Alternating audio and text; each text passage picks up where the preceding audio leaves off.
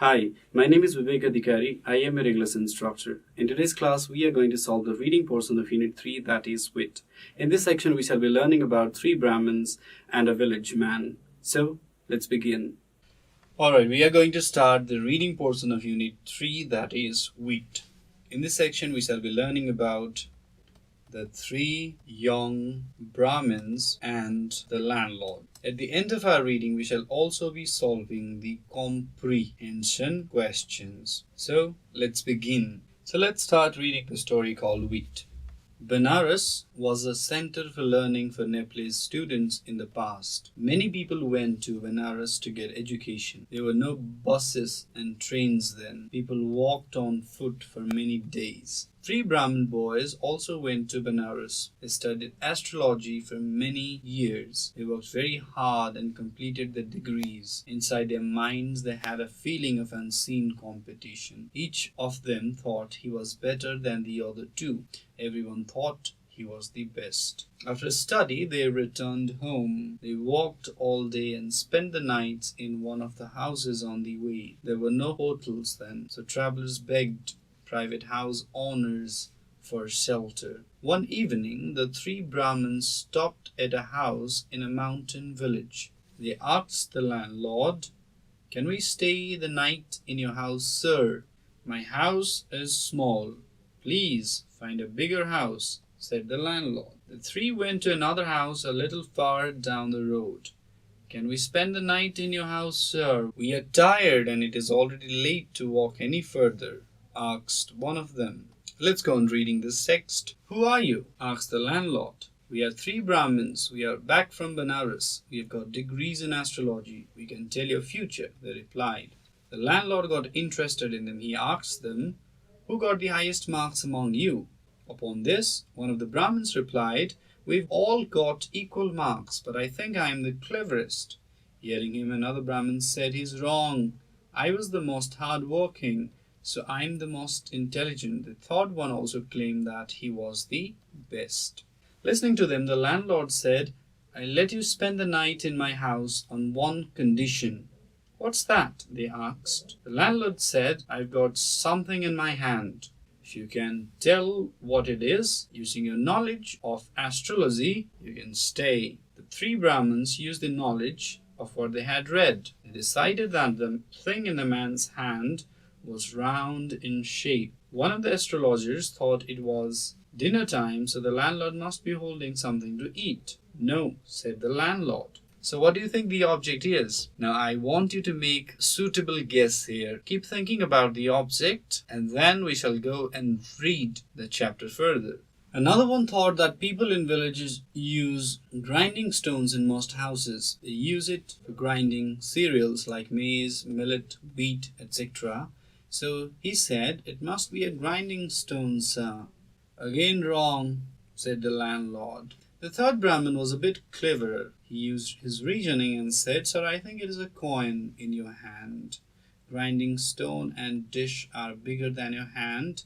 You can't hold them in your fist." "You are right," said the landlord. "Your friends used the knowledge of book, but you used your wit as well. You're the best." He offered them a good meal and sleep. So that was the end of reading portion, and in this section we learned something about wit, which means the way in which one can judge what is right and what is wrong. It is something that is different from your bookish knowledge. It is not what you read in your books. It is something that ought to be cultivated over time, and once you have cultivated this thing, you are going to be the cleverest person. Am I correct? So let's go to the comprehension questions section. There's a section that goes with the title Ways with Words. So let us read the following words and their meanings. Astrology. So what's astrology? It is the study of the positions of the moon, sun and other planets in the belief that their motions affect human beings. So this is what we mean by the word astrology. So what's astrology? It is the study of the positions of the moon, the sun, that is missing here, the sun and other planets in the belief that their motions affect human beings. So that's astrology. Moving on, let's study a few more words. We have the word shelter, and the meaning of the word shelter is a place of safety. Then we have the word landlord, that means house owner. And again we have the word grind, which means to crush something between two hard surfaces. So we learn different kind of words and their meanings. Now let's go to another question that's in your book, and that is complete the following sentences using the above words appropriately. So we are going to use these 4 different words and complete the 4 different blank spaces. So let's do that.